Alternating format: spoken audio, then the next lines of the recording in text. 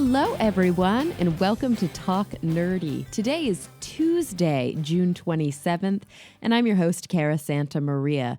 The podcast is going up just a little bit late today because my travel schedule has been insane. I actually do leave again early in the morning to head to New York for Nexus.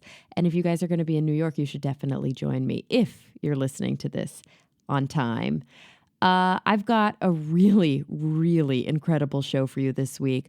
I sit down in person with Ron Miscavige, who escaped from Scientology in 2012. He's actually the father of David Miscavige, the head of the Church of Scientology, and he has a lot to share with us today. But before I dive into that conversation, there are just a few points of business that I want to take care of. Now, remember, there's a ton of ways that you can support the podcast, and one of them is by visiting my Patreon. That's at patreon.com/talknerdy. A bunch of you have done that. And gosh, it's a long list this week, but I would be remiss if I didn't thank each and every one of you. So in order, I want to thank Phil T-Bear, Timothy Glover, Charles Payette, Jonathan Wright, Christian Jeffrey, Jeffrey Perez, Stuart Ogue, The Honorable Husband, Jafe, Gabriel Felipe Jaramillo Gonzalez, Brian Holden, and Jeffrey Sewell. But there's other ways to support the show. I mean, the biggest way is really just rating and reviewing on iTunes and Stitcher and any other place that you listen to podcasts, and also sharing via social media. But you can also shop in my online store. That's at carasantamaria.com. And I've gotten a bunch of new things restocked lately. So every t-shirt is back in stock in every single size if you've been waiting to get yours. And I've also got the new hand-thrown mugs by H.P. Bloomer. They're beautiful, beautiful wood-fired mugs that are dishwasher and microwave safe. And each one is hand-done, so they're all just a little bit different. And I, of course, have copies of Charlie and the Tortoise, the wonderful children's book by M.J. Mouton that I wrote the foreword to, and they're signed both by the author and by myself. Those are available in the online store. Okay, last piece of business, and this one is important. Now, I've probably talked about it on the show a few times, but if you didn't know, I have a side company called Psycom Camp that I co-founded along with Sarah Curtis and Jason Goldman. And it's an annual retreat for individuals who are interested in improving their science communication skills. But we've started to branch out and do some great fundraising events. And we've got one coming up. It's on July 22nd, 2017. Just in about a month from the airing of this episode. So if you're in the Los Angeles area, I invite you to join us at Green Bar to help support the Psycom Camp Scholarship Fund for a storytelling workshop with none other than Brian Wecht. He is a co-founder of the Story Collider. He's also a comedian, musician, and a theoretical physicist. I think I've had him on the show before. If I haven't, that's crazy, and I'll do that soon. You can order tickets online right now, and they're going pretty quickly. So go to scicomcamp.com. That's SCICOMM, as in science communication, camp.com, scicomcamp.com/July 22, July 22. And you can read more about it and buy your ticket there. I hope you join us. Okay, guys. I'm really pumped. Are you pumped? I hope you're pumped, because without any further ado, I want to welcome to the show Ron Miscavige. Well, Ron, thank you so much for joining me today. Okay. I am so excited to be sitting down face to face with you to learn a lot about your history and a lot of the insights that I think you have to offer me and, of course, everybody listening to the podcast. Well, I'm glad to be here. I'm glad you got me on. Absolutely. I'm also glad to be having a nice cup of tea with you. Yeah, and I think I'm going to take a sip of I mine. know, right? Even though it's like ungodly hot outside, I still think it's always good for a nice hot cup of tea. Yeah. Let me give you a little backdrop, and for your listeners to get kind of genned in on what happened to me and maybe why I'm here. Well, not maybe why I'm here. It's why I'm here. Why you're here. I'd love it. Okay. I was a member of the Church of Scientology for 42 years. I joined staff in 1985, and I was a staff member for 26 and a half years. And how old were you when you joined? I was 49 years old when I joined. And you had already been in the church for? Well, since 1970. Now, when I left, I actually escaped from the church on March 25th, 2012. About a year and a half later, I'm living in the town I was outside of Milwaukee, and there was 2 private investigators who were arrested. One of them was trying to case the joint. In other words, he was looking at a house that he was going to buy so he could spy on me from around the corner. Mm-hmm. The West Dallas police were called. A guy by the name of Nick Pye was the arresting officer, and the guy started giving him some lip. So he says, "Hey, you're under arrest, man. Can I look in your car?" So the guy said, "Yeah, no problem." So Nick went to the van. It was a blacked-out van, and he opened it up, and he found in the trunk 5 license plates from 5 different states, 5 handguns, a stun gun, 2 rifles, 1 with a silencer, and about 2,000 rounds of ammunition. Jesus. So they arrested the guy, and they interrogated him. Now, as part of that interrogation, which, by the way, if anybody wants to hear what these guys said, you can go to my website, which is therealronmiscavige.com. Now, on being questioned, the police found out that these guys were getting paid $10,000 a week to follow me. Wow. That's a pocket of change. Seriously? That's more than chump money, okay? So they confessed to having followed me, and they were hired by the church, obviously. And there was an incident that happened that's worth telling because this kind of colored their thoughts about who they were working for. Prior to them being caught, in the summer, I was at a little place in Janesville, Wisconsin, shopping at an Aldi's market. You know, it's a hot summer day. I had a pocket T-shirt on. I come out to my car with groceries, and my cell phone was in my left-hand pocket in my T-shirt. So I'm bending over, going to put the groceries in the car, and I thought my cell phone was going to fall on the ground, so I reached over with my right hand and grabbed it. They're in this van looking at me, and by the way, the name of the PIs were Dwayne Powell and his son Daniel Powell. So Dwayne said, or either Dwayne or Daniel said, "Look, it looks like the target is going to have a heart attack." By the way, they referred to me as the target. Meanwhile, they have a rifle with a silencer on it. So now, the father, Dwayne, said, "Okay, I'm going to call our contact." So he called, spoke to Greg. That was the contact's name. Greg says, "Hang on a second," hung up. A couple minutes later, a gentleman come on the phone, identified himself as David Miscavige, who was my son, who hired these guys, and said to the PIs, "Listen, if it's his time to die, let him die. Don't do anything. Don't intervene." Now, at that point, and by the way, as I say again, these interrogation can be heard on my website. Yeah. That colored their opinion of who they were working for. I'm sure. Now, with that, all I wanted to do was get these bastards off my back. I didn't want people following me. Especially not heavily armed people. Yeah, I mean, you know, this in the interrogation, I mean, they start crapping their pants because they knew, Dwayne knew he was in deep shit of having a silencer. As a matter of fact, he had to go to a federal court. He was charged with the crime. Yeah. So he started singing like a canary. So they started telling all these things about how much they got paid, and they would follow me from 8 o'clock in the morning till 8 o'clock every night, 7 days a week. What a life. But I'll tell you, you know, listen, to get away from the church, I had to escape. I literally escaped on March 25th, 2012. And all I wanted to do was come out, write books. I wrote a couple humorous books. One's called True Confessions of a Kid. The other one is called Hideouts for Midgets on the Lam. And these are just short, humorous stories of my growing up in a coal region. And I'm a musician, and I wanted to play gigs and get going again with that. I also sell an exercise apparatus called an Extra Genie.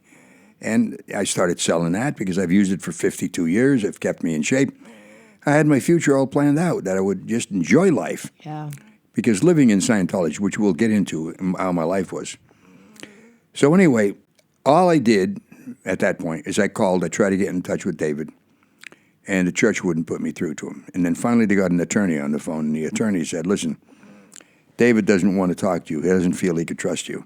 Now listen, the pot calling the kettle black. Yeah. These fuckers have a rifle with a silencer on it, handguns, but he doesn't feel he can trust Can't me. trust you. Okay. And at this point, how long had it been since the last time you had spoken to him?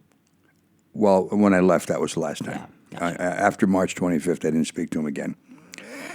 But my daughters spoke to me for about 3 months after that, up until about June, Father's Day. Mm-hmm. As a matter of fact, my daughter Denise sent me a beautiful Father's Day card, and just wonderful. Now, they stopped talking to me shortly after that. So both of my daughters were ordered to disconnect from me. My grandchildren don't speak to me anymore. And my great-grandchildren, many of whom, as a matter of fact, I've only met 2 of them, and that was prior to me escaping. Yeah. I've never met them. And that's because you've been deemed, what is it called, a suppressive A suppressive person, right. So I called Dave to tell him, listen, I don't want to be followed. Get these guys off my back. Mm-hmm. The attorney said, well, is that a threat? And I said, come on, don't give me this Perry Mason bullshit. Look, all I want to do is live my life. You know, I don't want to be followed anymore. It went around maybe for 45 minutes. Finally, I hung up. So now, my wife and myself decided we want to handle this with my daughters. And by the way, even after that, I wasn't going to write a book. Mm-hmm. Okay? I wanted to just get on with my life, but I wanted to get back in communication with Denise and Lori. So I made CDs of this interrogation. I wanted to play them for my daughters. So they made that available to you publicly, the police did? Oh, yeah, you can just write and you can get it. Yeah, because it's on the public record. Yeah, but you don't even have to do that. Just go to my website and you can hear the entire interview of both these guys. And again, it's therealronmiscavige.com. I tell you that because, and I'm going to go a little bit off the subject right now, but it's part of the subject. Mm-hmm. Because of me leaving, you're deemed a suppressive person. They will try to character assassinate you. Yes, absolutely. And they bought on GoDaddy over 500 variations of my name. And if you were to put just Ron Miscavige Sr., Ron Miscavige Exercise, blah, blah, blah, all these, it will take it to a hate site. And you look at that and you'll think, well, I should have been shot in the morning. You know, I was so bad. I'm the worst person who's ever lived. Now, getting back to Denise and Lori and taking a trip down to Florida to see them, I knew they wouldn't be able to hear these things because they'd have to go and get them from the West Dallas place. So we made CDs. My wife and I drove to Florida to see them so I could play them for them and say, listen, look, this is what's happened to me. Now, why are you guys I just wanted to get back in communication. So did you just visit them at their home? We drove down. Mm-hmm. When we got within 30 miles of Clearwater, I had 3 PIs following me. Yeah. We get there, and there's PIs after me all the time. And look, I'm a Marine veteran. I don't live my life with my tail between my legs, okay? Mm-hmm. And we caught one guy. I snookered him. He was parked across the street, and he thought I was going to turn left, and I drove right next to him, pulled the window down, and said, hey, why are you following me? He said, I'm not following me. I said, yes, you are, and the Church of Scientology is paying you. He took off in first gear and ripped up a lawn trying to get away from me. Just a bit of comedy to it. I mean, he looked like the Road Runner, you know. Mm-hmm. His feet are going a million miles an hour. That's how the car was going.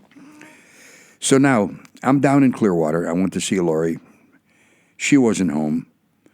So then I went to see my daughter, Denise. Her husband came to the door. Cracked the door open about this far, and he's talking to me through a crack in the door. Yeah. So I said, look, I want to see Denise. Well, you can't see her. I said, Jerry, for Christ's sake, listen, I got to get in communication with Denise. No, you got to go to the church. They'll sort it out. Jerry, you're out of your fucking mind. I might as well talk to the wall, you know? Yeah. I went back and forth for about 20 minutes, and I finally said to him, look, what's the story here?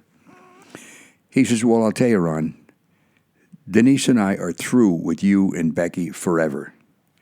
At that point, I said, you know what? Fuck you. I'm coming after you. And that's why I wrote the book. And it wasn't until that moment, even after I found what David said about letting me die, even after the PIs had been tracking me around, mm-hmm. I wasn't going to do anything. At that moment, and by the way, just to add to this, ever since I left, there were people who were saying, Ron, you got to write a book. And I would say, come on, you know, I just want to live my life. I don't want to go public on this. That was the moment. And that's why I wrote the book. The book called Ruthless, Scientology, My Son David Miscavige and Me. That was the name of it. And that wasn't the original title. We were originally going to title it something else, and somebody else picked it out, and I thought it was pretty good because I knew this. If I got a blog, look, I'm not a famous person. What would I get? Maybe 2,000 or 3,000 people who would hear this story? But I knew since I was the father of the chairman of the board of Scientology, I could potentially get a book deal, which I did, and get some, on some shows. I was on 2020. I was on with Megyn Kelly, late night with Seth Meyer, and we've gotten a lot of coverage on it and a lot of exposure. And I want to expose it because I'll tell you, to have your family taken away from you, and look, it's not like I'm 40 years old. I turned 81 in January, so you lose your family. These people are no good, and they call themselves the Church of Scientology. They're not a church. They're a cult disguised as a church, operating as a business.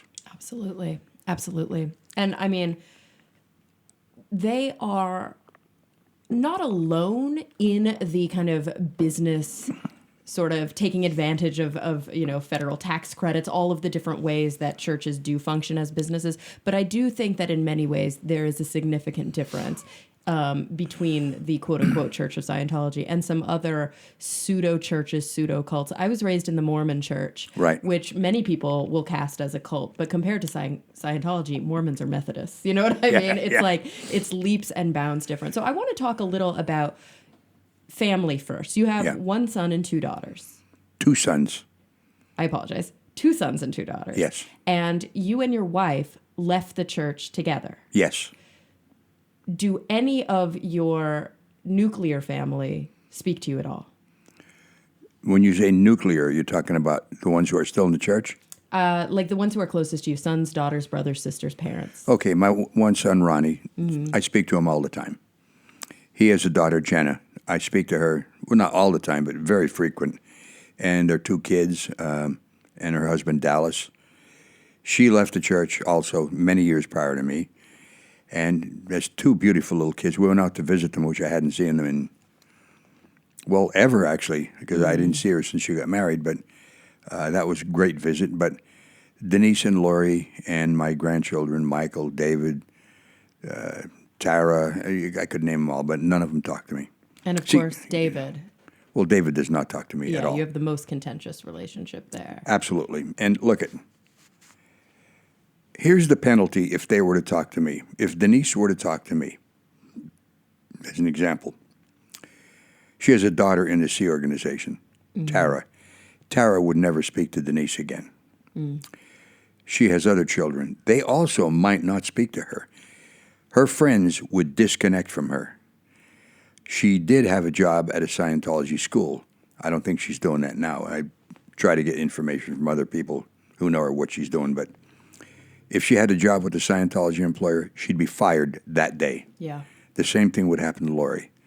So this disconnection policy is like a plague. It's like a disease that you have. It's not localized just with one person, because if they break that rule, they're fucked too, even though they had nothing to do with me leaving.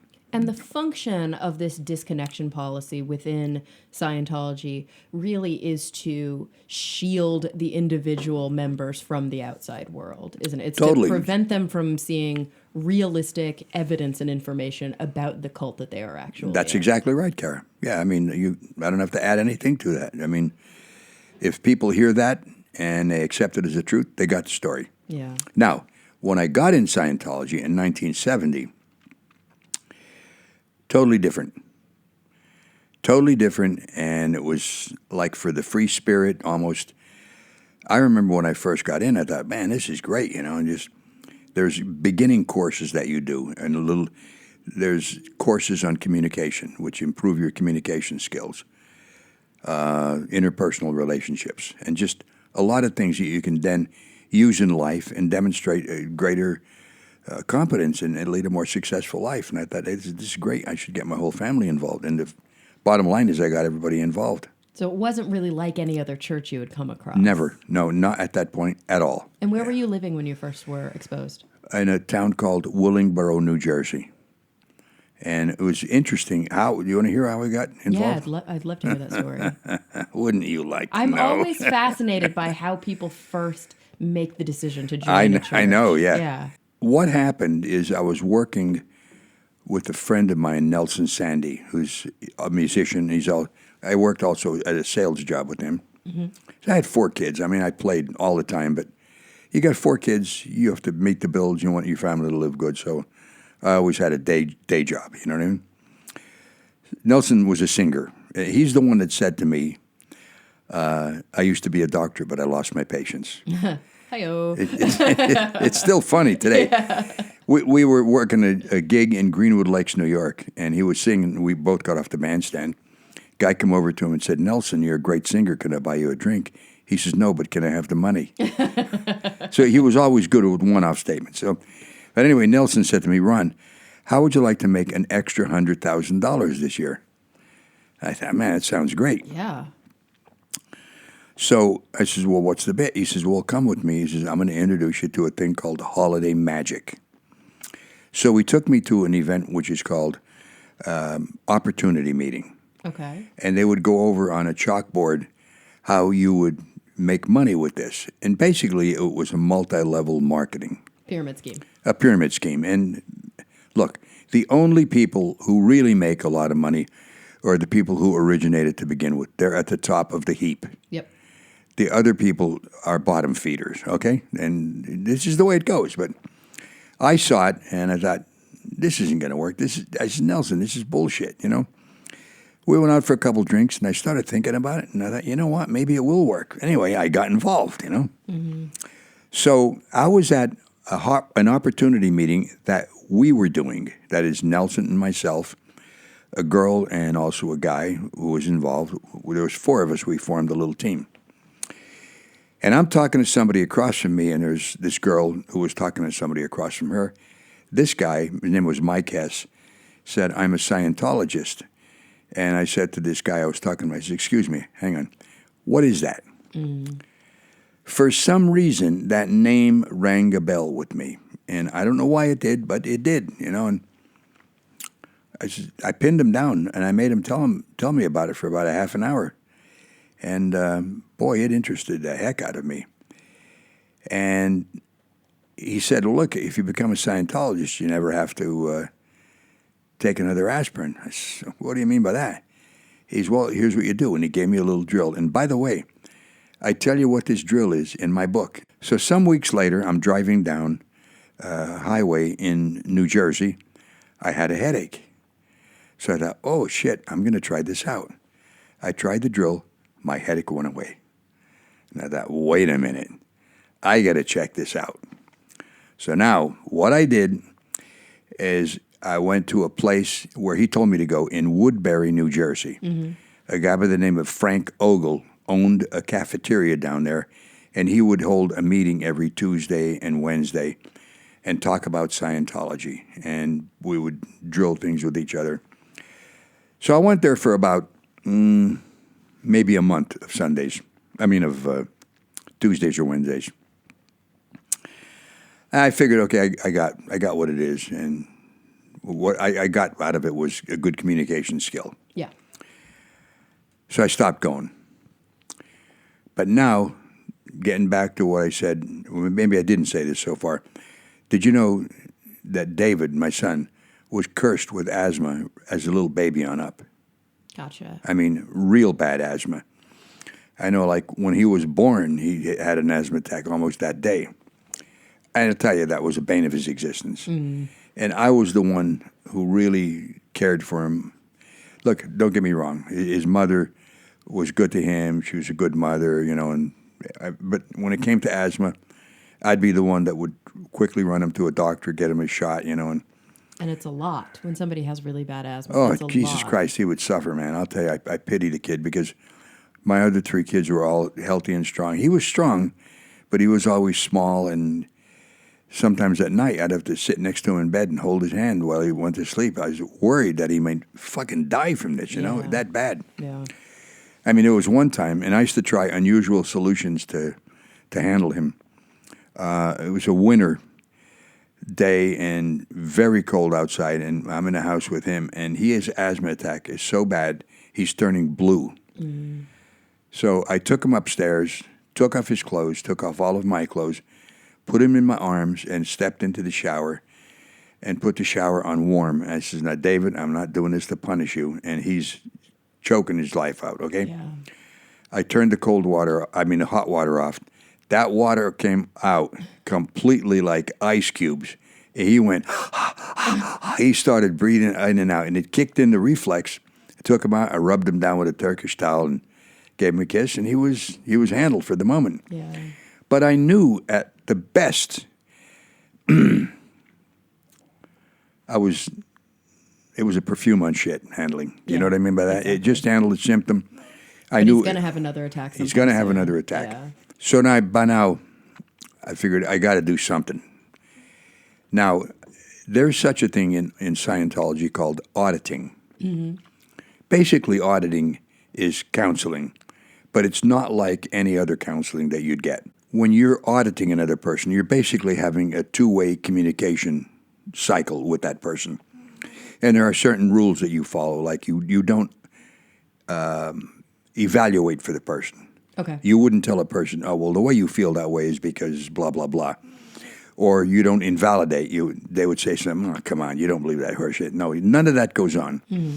And it's very effective, actually, in handling some things that are traumatizing the person, because the whole idea of it is to get you to come to grips that somehow you may have had a part as an individual in maybe bringing this about. Yeah. Or just simply by taking advantage of maybe you haven't confronted it. You think, well, wait a minute. Maybe I should stop smoking, and that could be this and blah, blah, blah, But anyway, it works to a large degree. Sure. It's a lot like their version of therapy. Exactly. Yeah. Now, I figured, okay, I'm going to take David to see Frank Ogle, the guy with the cafeteria. So one day, I go to school, said to the principal, listen, I want to take my son out of school. I'm going to take him to see a Scientologist to handle his asthma. So, well, he wouldn't say no to me because I came in, I was certain. I was going to do it. You're not going to say no to me. Yeah. It's my Marine Corps presence. You're not going to say fucking no to me, man. And how old was David? What grade was he was about 9 years old. Gotcha. So he was young. So yeah. David here's this announcement. David Miscavige, come to the principal's office. No. So he leaves the room and he's thinking, Jesus Christ, what did I do now? I can't think of why I'd go to see him, because he was a feisty little kid. I mean, as small as he was, he played Little League football. And I used to put a 2.5-pound barbell plate in each of his shorts pockets so he could make the minimum weight. So he was giving away 25 pounds, and he played defensive safety, and he could bring anybody down at any height or weight. Wow. He's a tough little kid. And so he's thinking, what did I do? And so he goes into the principal's office, and the principal says to him, David, your father is taking you to see a Scientologist to handle your asthma. So he walks out with me, and we went to see Frank Ogle. And by the way, I got to tell you this. When David was growing up, he and I got along great. He was just a lovable kid, and we just had a lot of good times together. He was great sense of humor. He's a very bright person, very charismatic, too. He's changed, but I'll get into it as we go along here. So anyway, I take him down to see Frank Ogle, and I said, Frank, could you maybe give him an auditing session and handle him? He said, well, let's go. So he took David in. 45 minutes later, he comes out, smiling. I said, Dave, how did it go? He says, man, I'm handled. It put his asthma in remission. It didn't cure it, but he never had as severe attack as he would have prior to that auditing session. And I think in David's mind at that moment, that was a bit of an epiphany for him. Or, whoa, Yeah. this is important. Maybe I want to do something with this in my life. And for me, I thought, if you can do this for him, because I've been struggling with this my whole life trying to help him, we got to check out Scientology. Long and short of it is, we started going to a place in Cherry Hill, New Jersey, in a building called One Cherry Hill Mall. There was what they called a mission.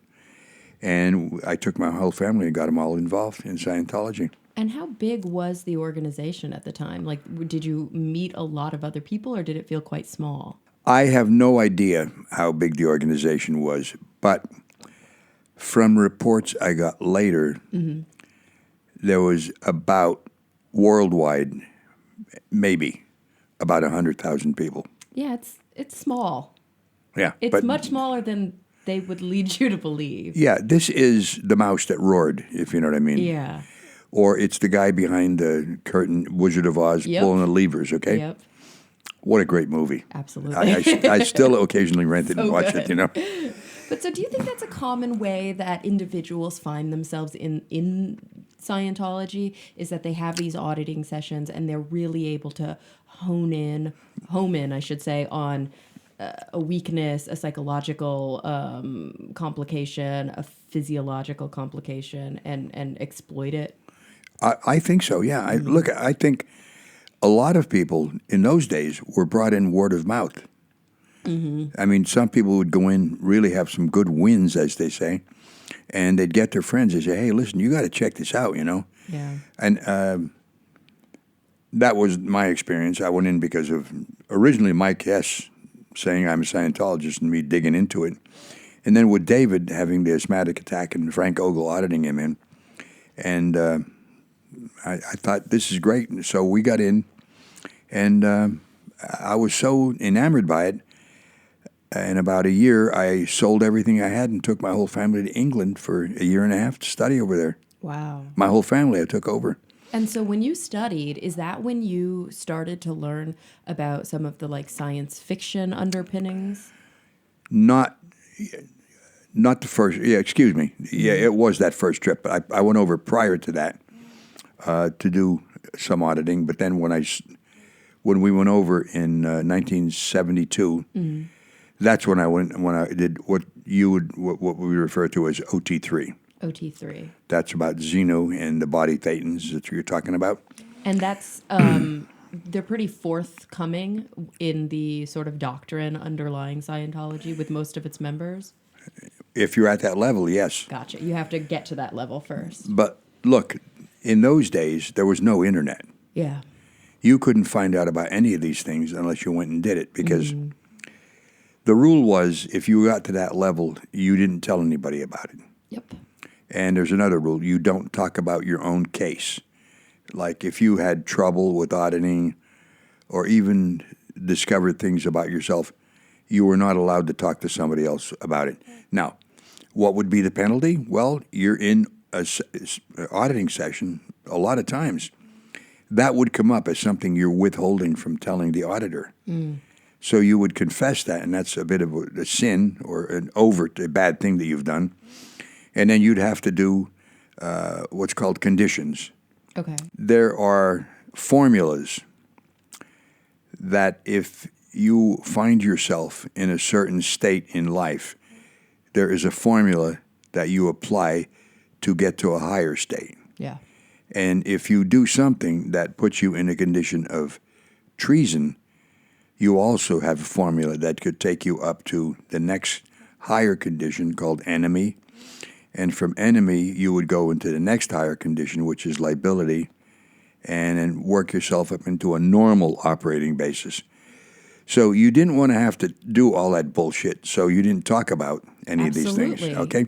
Yeah. Because it would cost you money. It's interesting because it's almost like this very technical, mathematical, concrete overlay of what a lot of religions still use to this day, right? This kind of social control, this psychological control to make individuals feel like either they're on the path to heaven and salvation or on the path to hell and damnation. Yeah. It's a very similar thing, but it's much more tangible. So it must be very comforting to its members to say, oh, I could just follow the rule book and I'll get back on track. I'm telling you, the first person to say that to me. Yeah.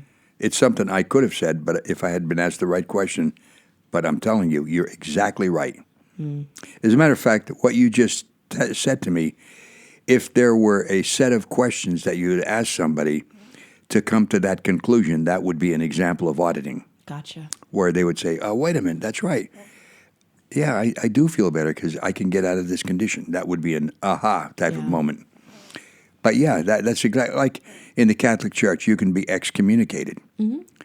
And I don't know how you get back. Maybe you'd pay money or apologize or something. Yeah, you probably have a million Hail Marys. Something. Matter of fact, getting back to, I was raised a Catholic. And as a kid, I used to enjoy going to confession, and I'll tell you why. There was a couple priests that would have confessions. One guy would have one or two people waiting outside the confessional box, and the other guy would have a line of people. The guy with the line of people, his name was Father Zidanovich. By the way, this is in coal mining area of Pennsylvania. And this guy was from Poland, and he didn't understand everything that people were saying to him. So if you went in and you give your sins, he'd just say, "That's very nice. Now I want you to say 5 Our Fathers and 5 Hail Marys, and you're forgiven." So I'd go out and I'd kneel down, I'd say, and I'd think, "Jesus Christ, I feel better, you know?" Yeah, of course. And as a little Absolved. kid, I had a clear slate, you know, and I'd walk out cheery, you know, and well, I'm going to try to be a better kid. That's not the way it is with Scientology. It is a cut and dried, and the way you say it, it's almost a scientific plan, an overlay. But it's also, part of that would be disconnection. That's part of that scientific, you know, and you don't want to be bothered with this person because they're bad news. And is that like the worst of the worst, is to be disconnected?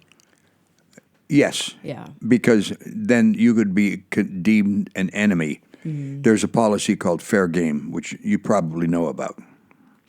But my listeners do not. Okay, well, fair game, and man, I wish I had it here with me, but I'll quote from it pretty exact. And this is a policy put out by the church. Fair game, if you're considered to be fair game, you can be lied to, tricked, or destroyed with no repercussion to the Scientologist who does it. Wow. That's actual policy. Now, that apparently was canceled in 1968, but still applied. In other words, it was bad PR to let everybody see this, but they still adhered to it. Of course. And if you want to see an example of fair game, there's a girl by the name of Paulette Cooper who went in the church for a little while, wrote a book about it, and they try to put her in prison on a trumped up charge. Yeah. They had a troop of people. One guy got a set of her fingerprints and put it on a note, and the note was sent to Kissinger. "I'd like to kill you, you bastard," or something like that. Wow. FBI came in, and she was headed for a trial and to go to prison. The only reason it didn't happen is because the church was raided by the FBI, and they found these documents. Yeah. So the fair game, and then there's other policy. If a person leaves, there's one of them that says, find or manufacture data about the person. Jeez. Another one is, if possible, utterly ruin them. And this is why the Office of Special Affairs, OSA, does these things where they try to character assassinate you. Look, they don't handle the issues, that is, of abuse, of people working long hours for pennies an hour. They don't handle any of that. But they try to make it that you're a absolute bastard and nothing you say should be trusted. Yeah. Yet anybody who leaves tells almost the similar story that happened to them. Yep. Yeah, it's true. Yeah. Anytime this becomes newsworthy, we hear the same stories of abuse. We hear the same stories of oppression, the same stories of fear and of manipulation. Yep. Yet, like you just said, none of that is actually punished or taken care of within the religion. But once somebody leaves, they are fair game. Yeah, basically, well, they're suppressives and they're disconnected. And they're disconnected. And look at, I know a lot of I know all the people who, you know, maybe the people you saw on Leah Remini's show, Scientology, The Aftermath. I knew all those people. Yeah. They're all telling the truth. Nobody's lying. This happened to them. And what reason would they have to lie? They're actually coming out and saying these things. They're doing it against tremendous odds because they are being targeted for Oh, they are targeted. Yeah, there's no two ways about it. Do you think that you are probably the most extreme example of targeting because your son is the chairman? Well, let me tell you this. Between Leah Remini, who's a dear friend of mine. I mean, I met her the day she got the part for King of Queens. Oh, wow. That very that was day. a long time ago. Yeah. Yeah. And there's a place called Celebrity Center, which I'm sure you've heard of. Not far from where I am right now. I know that. It's right down the road. Yeah. I happened to be in the office. I was in the Sea Organization then, in the office of the president, and this girl came walking out, and she says, I got the part. I said, what do you mean? She says, I got the part. I says, you got to tell me. She says, there's a new sitcom coming out called King of Queens. I got the part. I said, oh, so let me give you a hug. That's how we met. Anyway, that was like Leah. Okay, between Leah, Mike Rinder, who's a producer on the show, Tom DeVocht, Jason Begay, you name it, all these people. The church bought more iterations of my name on GoDaddy than all of those people combined. Combined, yeah. Over 500. So whether I'm the most targeted, I don't know, but in volume-wise, you could say I am. And you think that's because obviously they're very public. Obviously they've been very outspoken, as have you, but they don't have the personal relationship with David Miscavige that you have. That's it. So this is personal. Exactly. And I'll tell you this, once my daughters and my families and my grandchildren were disconnected from me, all bets are off. Yeah. I'm not going to just sit and let it go by. And I also feel that if people were to read my book, they're going to get, I feel it's very even-handed. I don't come off as like a victim, or even though I guess you could say I was a victim, you know. I don't live my life that way. I like to take responsibility for what's happened to me. But all those families who have been torn apart, the more people who are exposed to this, I think it's going to, somewhere along the line, maybe somebody has the juice or the connection to get to the government and say, hey, wait a minute, look, here's some of the things they've done. You got to review their tax status as a church. I mean, Jesus Christ almighty. Because that would bring them to their knees immediately if they took away their tax exemption. Yeah. Look, at those PIs were following me, getting paid $10,000 a week. That's tax-free money. Ugh, it's disgusting. Yeah, it is. And the housing is tax-free. All of the all of the buildings are tax-free. And really the truth of the matter is, like you said, this is not a church. This is a very dangerous organization. I feel it's very dangerous to get involved in it. As a matter of fact, I'll tell you, just as a service to people who read my book, at the very end, I give authors who wrote about life in the late 1800s, early 1900s. I can tell you, if you were a Scientologist and you read this book, these books that I recommend, you're going to find things in there. You say, wait a minute, this is what L Ron Hubbard said. Yet these were written before he was born, many of them.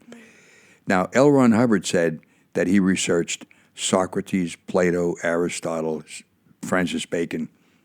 I don't think that's true at all. I think he just got these writings that they had, used it, called it a slightly different name. He talks about a mind called the reactive mind. You'll find in those books people calling it the subconscious or the unconscious mind. They describe it exactly as he describes the reactive mind. The only difference is this. There's no agenda to what they're saying. Yeah. These are things that they've observed in life that they consider to be true, and they are true. Whereas with L Ron Hubbard, he wanted to become fabulously wealthy and control people. And I tell you, he was a brilliant guy. There's no two ways about it. He was a brilliant guy. He ended up, with a ship, people follow him around the world with maybe 100,000 followers. Right now, I would doubt if there's more than 20,000 or maybe 30,000 worldwide. And the big push these days is not to get people to be trained up to be auditors to help other people.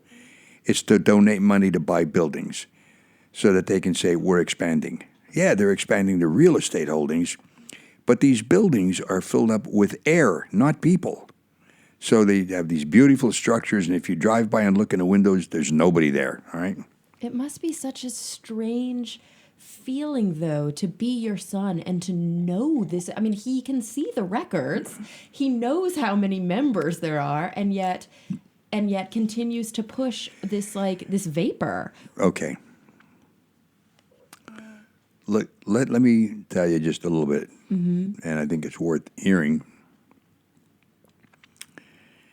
David is anything than stupid. He's bright.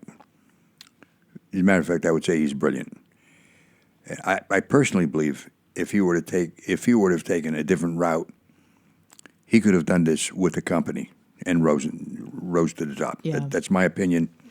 That's my relationship with him, and it's observably true for me. All right.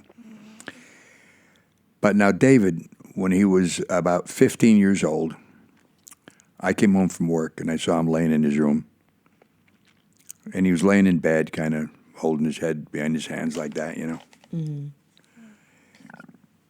said, "What's up?" He said, "Man," he says, "I don't want to go to school anymore." I said, "What do you mean?" He said, "Look, I can't take it, Dad." He says, "These kids, they smoke pot. Some of them smoke dope in school. They don't listen to teachers. They're misbehaving all the time." He said, I'm wasting my life." He said, "I want to go help L Ron Hubbard."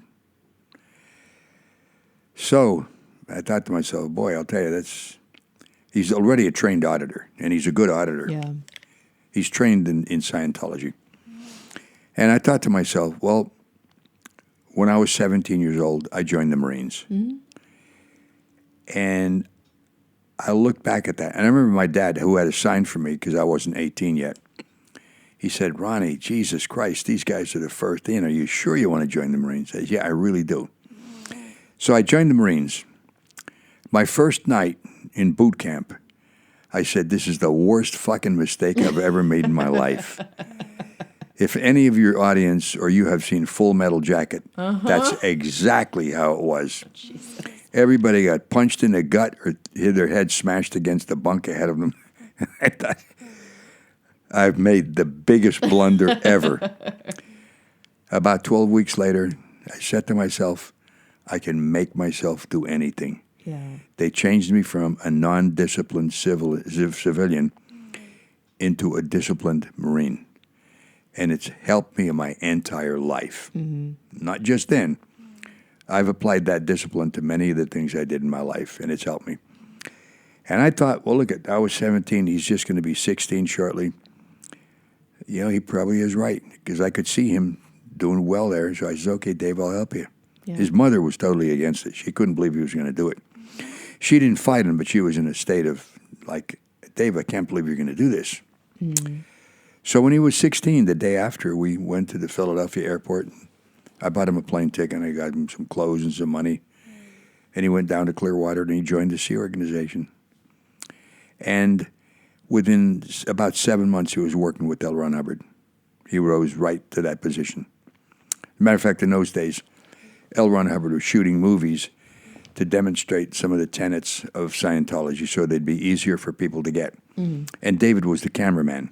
Oh, so he was like right next to him. Oh, yeah, right next to him. Now, as time goes on, he gets in a position where he is kind of like a liaison terminal for any communication going to or coming from L Ron Hubbard, because L Ron Hubbard was continually on the lam. Yeah. If you don't know that, I'm telling you. Yeah. He was And, also getting kind of psychiatrically ill towards the end, wasn't he? Yeah, I mean, this is per people who actually worked with him. And so David was in a position of power. Yeah. Because he's on that communication line. Yeah, he can block and allow certain things to come Or through. even alter it. Yeah. Okay?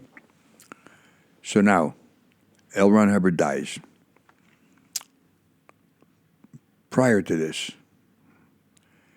he has a severe asthma attack, and he has to be taken to the hospital. L Ron? No, David. Okay. Now, he's taken to the hospital. He comes out, and Paul Grady is the one who took him to it. Paul told me that David said, "Paul, I had a realization. Power is not granted, it is assumed." So what David did was assumed, when L Ron Hubbard died, to be the head of the church. Moved right up, moved people out of the way who would block him, and put his own people in who would support him, went right to the top. Yeah. But I'm telling you, man, that was the beginning of a change of David. I'm sure. Well, there was a British member of Parliament called Lord Acton, lived from about 1834 till the early 1900s. He is the one, and by the way, I always thought it was Churchill who said what I'm going to say now, but it wasn't. It was Lord Acton, and almost everybody knows this, and you do too. Power tends to corrupt, and absolute power corrupts absolutely. Yeah. You know it? Absolutely. Yep. That's what happened to David.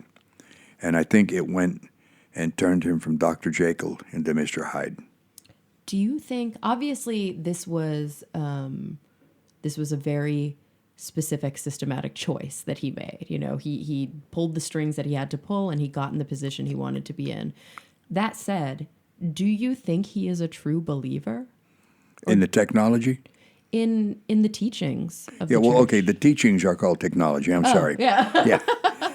That's what they refer to as the tech. All right? Gotcha. So the technology is like Or the the dogma, teachings, the tenets, the you'd say the teachings. scriptures, you know, Exactly. okay.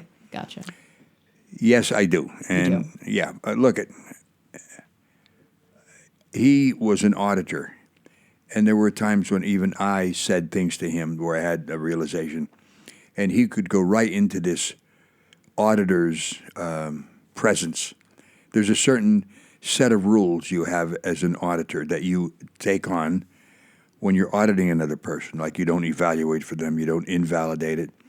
You'd always be on time for an appointment if you made it with them. All specific rules. And they're actually very civil rules. I mean, if you were to apply these in life, I think you'd lead a better life on that alone. I mean, let's give credit to L Ron Hubbard for what he did. Although, you know, he was a megalomaniac and he was a con man.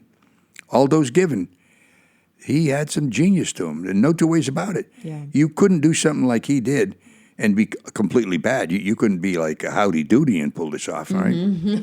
Now, I don't know if any people knew who Howdy Doody was, but... I think we remember. Okay, yeah. I mean... But anyway, yeah, with David, I know that he feels that the technology absolutely works. Okay. But you can't not know the fact that there isn't anybody who's achieved exterior with full perception. That is the carrot, the ultimate carrot that you hope to get by doing these upper operating thetan levels. Thetan is another word for spiritual being. Mm-hmm. And operating means you are operating in a higher state. If you're OT, operating thetan, that carrot, that big win is that you can get out of your body as a spirit and go into another room and see who's there, or go down the street, or go miles away to a different city. Gotcha. Now, personally, I think that's possible. I think almost anything is possible in life. But I also personally know I've never seen it achieved by people who have done these upper levels in Scientology. I've never seen one person who's achieved this in all the years I was in. Has anybody claimed to have achieved it? They may have, but I've never seen anybody. Well, as a matter of fact, I'll tell you what I did see one time. Mm-hmm. It's a friend of mine, and he said that he had these powers, or he'd pretend he did. Mm. And they were trying to get into a door, and the door was locked. And somebody says, well, look, you're OT. Why don't you unlock the door? And he says, no, I won't do it because I did it one time and the person got sick. I'll never do it again. And at that moment, nah, he's bullshitting. Come on, man. He's a fucking liar, you know? Well, look, you hear these stories of a kid working on a car or a guy working on a car. The jack breaks, the car falls on a person. The grandmother comes off the porch, lifts the car, and the guy gets out. Yep. You know, I'm not making it up. This has happened. People report it, all right? Absolutely. So I think things like that are possible. But to bring it about by following what they call the bridge in Scientology, I've never seen it happen. Yeah. Obviously, there are other explanations. There are other sources. There are other ways to have those conversations. But it is... But that's what keeps people hooked on going up the bridge. They want that that last morsel, that win, you know? Well, and who doesn't want to have supernatural abilities? Who doesn't want to achieve these? And of course, with getting to that level requires a lot of personal sacrifice, doesn't it? It requires money. It requires a lot of money. A lot of money, which is why the most powerful people in the church also happen to be the richest. That's exactly right. Now, look, when I got in Scientology, as a matter of fact, I just realized this. I was in L.A.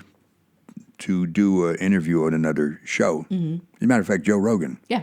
I can say that, right? Yeah, absolutely. Okay. And I was staying at a friend's house, and there was an old, what they called, the Auditor magazine. Mm-hmm. That was something put out by the church in the 70s. That's when I got my family in. And I looked what it would cost to go clear and go up to OT3, all right? Or actually go all the way up to OT7. And that's the highest? In those days, it was the highest, In yes. those days, okay. Operating Thetan 7. In other words, do this bridge. And I looked at the price of it, and I think it came to about $5,000. Mm-hmm. In the 70s. In the 70s. Yeah. These days, you're talking about a couple $100,000 at least. Jeez. Now, this is also one of the things that led me to think, is this a plan to clear the planet?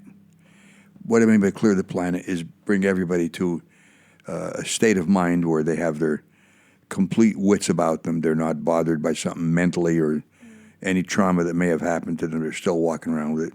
Look, that's what going clear refers to. That's right. I mean, it's like this. I remember a person telling me, if you only knew what my father did to me, blah, blah, blah. Yeah. I said, wait a minute. Is he doing it now? He was dead for 20 years when this person told me that. Mm. So it was done to them. They kept it up. Yeah. And this happens with a lot of people. So that state of clear is designed to make it so that you no longer have your own, what they would call reactive mind. All right? It really is kind of an alternative in many ways to modern psychology, modern psychiatry, which is why obviously there's so many problems within the religion that are anti-psychiatric, and you see very sick kids not getting better. Oh, yeah, I'm telling you. And it's the thing, when I start looking at that, not just recently when I looked at it, but I knew with the prices being that high, we're taking it out of the reach of a common man who works at a job and has a family and, maybe a mortgage on a house or car payments. There's no fucking way they're going to afford this so-called bridge. Yeah. And even if they couldn't afford it, they'd get to the top and they would be in a state of pretense. You'd have to be giving these ambiguous, oh, I had a wonderful experience and I know now that such and such. No, not good. I went out today and my car was locked and I used my OT abilities and unlocked the door and my wife and the neighbor was present and they saw me do it. Okay? Yeah. That's not happening. No. And to get to that and spend all that money, well, the natural protection on it these days is the fact that you can go on the internet and find that it's not true. Do you think that accounts for that possibly accounts for the biggest drop in membership that we've seen? Yes. It's just because people can read about it now? Yes, I do. They can, and people talk, people talk, people write, they're aware of it. That's exactly right. And that wasn't available in those days. But again, as I saw those prices, just happened to have this old magazine there. Mm-hmm. This is an old-time Scientologist. And I saw it was I had to total it up. It came to about $5,000. Now, Jesus Christ, man. I'm part of this group. I'm devoting my life to it. When I was in, I can't see how this is going to clear a planet. Look, they haven't cleared a fucking street in all these years, and you're going to clear the planet? Yeah. The planet is growing faster than you're producing clears. If they were this to drop the disconnection policy, if the church gave a general amnesty, forgave everybody, dropped the disconnection policy, and filtered down to the courses and auditing where they could actually deliver a result, there might be a chance of this organization pulling out of their Titanic-like dive right now, because I think that's what they're in. But that's not what they want, is it? Not at all. No, they want to, like, it's like this death grip of Yep. protecting the image above lives, Yep. above relationships, above all. So do you think, you mentioned before that L Ron Hubbard was obviously very creative. He was brilliant. He really had his finger on the pulse of meaningful ethos, meaningful philosophy. Yeah. But he was also a con man, and Yeah. he was also a megalomaniac. Do you think that your son is a con man? Do you think he's a megalomaniac? Well, he did turn from Dr. Jekyll to Mr. Hyde. I will tell you that. And when you get that much power, which I spoke about earlier, about power corrupts and Yeah. absolute power corrupts, absolutely. I've witnessed it. I mean, he's followed around by a coterie of people who cater to his every whim. Whatever he wants, they'll get him. That can change a person. Whatever he says he wants done, they'll do their best to make sure it happens. Everything is done to make his life, well, he lives a very luxurious life. Yeah. And there's nothing wrong with living a luxurious life. If you are producing something that is a benefit to everybody, like, to give you an example, any business or religion or any organization that produces a product or a service will only expand to the amount of demand there is for that service. Starbucks started with one little store. Apparently, people want that type of coffee and that type of hangout, Hell yeah, they do. and it's all over the world. Look, Yeah. I'm a veteran. There's a veterans hospital in Milwaukee that I go to for my care, and there's a Starbucks in the hospital. So it is a true datum in life. That's how you expand. If the demand isn't there, you're not going to expand. The only thing that's expanding now is the amount of real estate holdings they have and the beautiful buildings. Yeah, they're creating a perception of demand that I know doesn't it's like a exist. Potemkin village. Yeah. And, I know Larry Jacobs used to go out on video shoots. There's a ship that they owned called the Free Winds, and every year we would go out on what was called a maiden voyage anniversary. And that was in June. I was there for the maiden voyage when that ship first sailed. Gotcha. That's the first time they introduced OT8, which was the top of the bridge. Is that still the top now? It still is the top, yeah. Gotcha. And at that, there would be videos of all the different things that Scientology had supposedly accomplished. They would send video teams out. And Larry told me, listen, we would go out and we'd produce these people in a course room or get people to come in and fill up the course room so we could video it. Once we left, boom, it would go back to where it was before, to nothing. Yeah. They would create this illusion. Yeah. Here's what's happening, and then it would fade away once they left. And it's just beyond me that people, like in Los Angeles, for example, where I see Scientology, I see it. There's a kiosk in the mall where they're handing out literature and you Yeah. can have your thetans tested. Like, it blows my mind that, and who knows if people are actually still converting or at what numbers. Obviously, it's quite a small organization now, but it still blows my mind that anybody could be taken Yeah. by it when they can just Google it, when they can just listen to a conversation Well, like the no, one we're I mean, having. I have a tendency to disagree. If you're a shepherd or you live under a rock, I think you might do it. Gotcha. I mean, Yeah. other than that, you're right. If you get on the internet and you think, do I want to get involved here? Listen, buy my book. Yeah. The book is Ruthless, Scientology, My Son David Miscavige, and Me. It's available on Amazon. It's a straight-up commercial, all right? But I'll tell you this. I give books, I name books at the end, and if you're interested in putting in the time to actually get the book and read it, I'm telling you, you'll benefit your life. It's practical knowledge about life, and you can get it simply by reading the book. But the book is worth reading because it's a chronological order of sequences that bring you right up to present time, at least 2012. And it's got some church history in it as well. Oh, yeah. I mean, it tells you how David came to be where he was and about some of the things that happened and about my life. And, it's, I open up my life and don't hold back on anything. But if anything, it might save you from getting involved in a con. I'm not talking about the church now, but just in general. You could see, look, there's a place in Hemet where there's an international base called the Gold Base, all right? Yes. That's Yes. where I worked for 26 and a half years. That's where Becky and I escaped from, okay? At that base, there's barbed wire fence around the whole thing. The barbed wire is pointing out. It's also pointing in. Mm-hmm. You can't mail a letter without it being read by security guards. You can't get a piece of mail without them checking it. You can't call somebody on the phone unless there's somebody listening on an extension. You can't drive off the base to go to a store to get some of the simple amenities in life, like shaving cream or maybe some underwear, a toothbrush. You have to buy it either on the internet or buy it at the canteen. That base exemplifies what I think would be the ideal scene for all of Scientology. Yeah. If they're all on a compound, couldn't hear anybody, couldn't hear anything talking against it. But those people on it, and the point I'm making is this. If you were to drive onto that base with a bus and say to the people,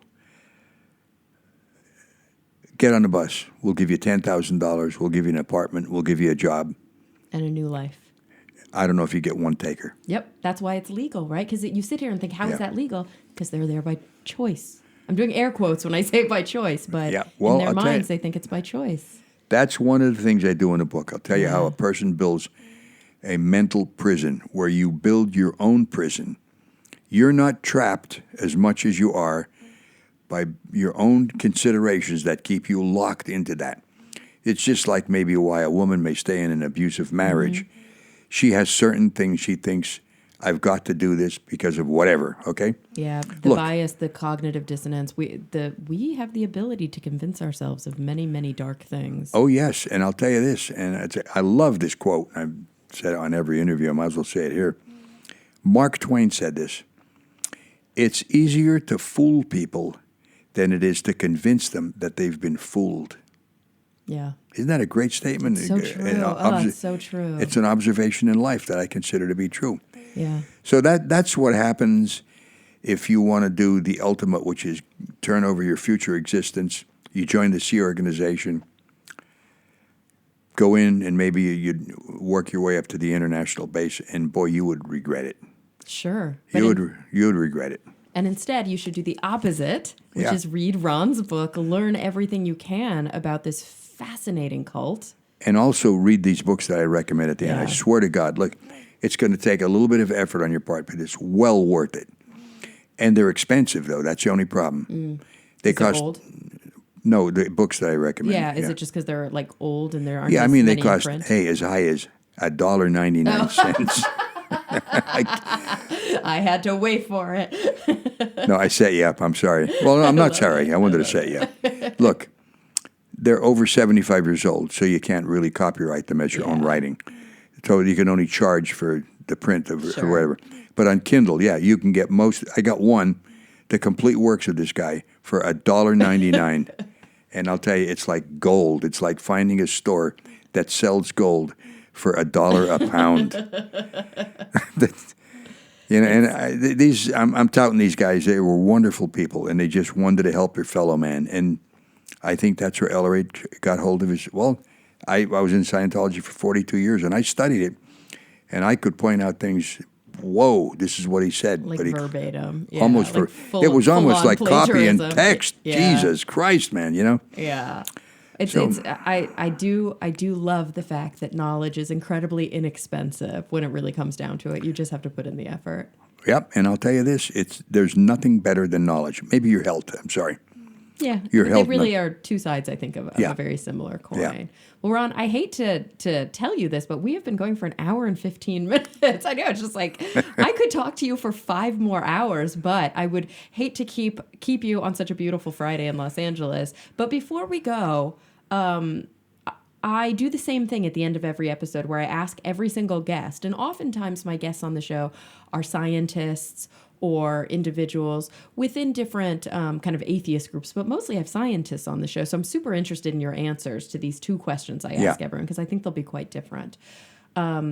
So the questions are, when you think about the future, in whatever context is relevant to you right now, so possibly the future of your own life, the future of your family, the future of your relationships, or anything even bigger than that, I want to know, number one, what is the thing that kind of keeps you up the most at night, that worries you the most, that you're the most bothered by? But then on the flip side of that, to end on a lighter note, I would love to know, what are you most optimistic and hopeful and looking forward to? Okay. Number one, nothing keeps me up at night. And I'll tell you why. Mm-hmm. I'm doing something effective. I'm doing something effective to change what I see is an injustice.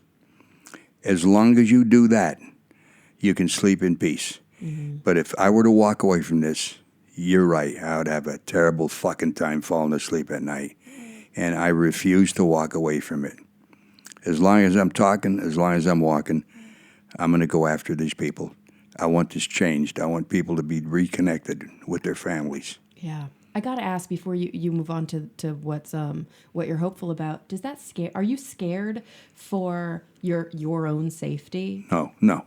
I probably had this attitude after I was in the Marines for a while, and I wasn't in action. I joined when the Korean War was over, so I stayed stateside, and people would say to me, "I thank you for your service," but I'm going to tell you something. I enjoyed being a Marine. Mm-hmm. I got to tell you, I enjoyed serving and helping. In case anything were to come up, I was willing to fight for my country. But one of the things I learned was this, and I don't think I could have verbalized it in those days, but I can now. If you're going to do something like I'm doing, the way you do it is develop this mindset. Don't pay any attention or give any life to the thought of what might happen to you or what potential consequences may come about by what you're doing. Don't give it a second thought, but put all of your energies and your focus onto what you're doing it and why you're doing. Mm-hmm. What you're doing and why you're doing it. In other words, damn the torpedoes, full speed ahead. Yeah. If you can't do that, don't do what I'm doing. So do I feel afraid? Not at all. Look, it's the way life is. You might not want it, because these people who worry about things, the only thing that results in worrying is having worried. Yeah, that's true. The end result of it. Mm-hmm. Boy, I had a great day in worrying. I worried about fucking 8 hours, man. I really changed a lot of things. That's right. Your eyes are going to get bags under them from worrying, you know. Yeah. Hey, go take a workout, you know. Uh-huh. Or just go help somebody. Now, the second part, which the question was exactly what? What is it when you think about the future that really makes you happy and hopeful and optimistic? Here's what I think, and I've said this one at a time. If I were going to start a religion, mm-hmm. there would only be 3 rules. And by the way, I'm not starting a religion, but I would have these 3 rules, and that is this. Help something. In other words, maybe feed the birds or pet a dog or, clean your house. Something, help something, maybe beautify the neighborhood. Number 2, help somebody. Maybe you see somebody in need, give them a hand. Sometimes people need, a hand, maybe life deals them a blow. Give them some money or some clothes or just sit down and talk to them, all right? And number 3, don't send me any fucking money, all right? Now, that religion is already started because that's in the basic nature of man. They help things. They help other people. Unfortunately, they do give money sometimes to con artists. Yeah, it's true. So my future, when I look at it, I think mankind is pretty nice. People are pretty goddamn nice. What a wonderful note to end this wonderful conversation on. So everybody listening, once again, Ron's book is? Ruthless, Scientology, My Son David Miscavige, and Me, and it's available on Amazon. Buy it on Amazon. I like them.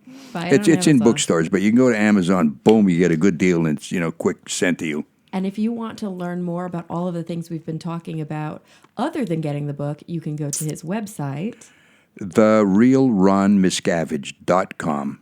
and you can learn a lot more. Ron, thank you so much for joining me. This was wonderful. Thanks. And thank you, everyone, for coming back week after week. I'm really looking forward to the next time we all get together to talk nerdy.